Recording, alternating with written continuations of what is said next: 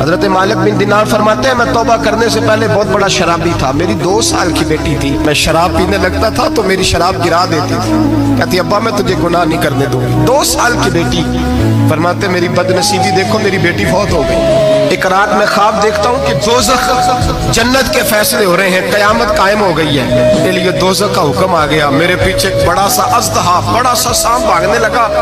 فرماتے ہیں میں دوڑتا جا رہا ہوں، ایک بزرگ نظر آئے، میں نے کہا مجھے بچانا، کہنے لگے بیٹا میں کمزور ہوں، میں نہیں بچا سکتا۔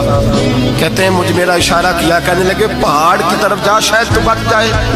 کہتے ہیں میں پہاڑ کی طرف جا رہا تھا تو وہاں سے بیٹی آ رہی تھی، میری بیٹی دوڑتی آئی، میری گود میں بیٹھی اور ازدے سے کہنے لگی دفع ہو جا، تو میرے ابو کو نہیں جلا سکتا۔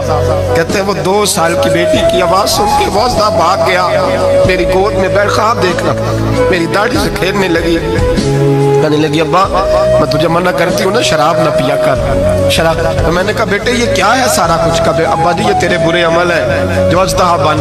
تو بزرگ کون تھے؟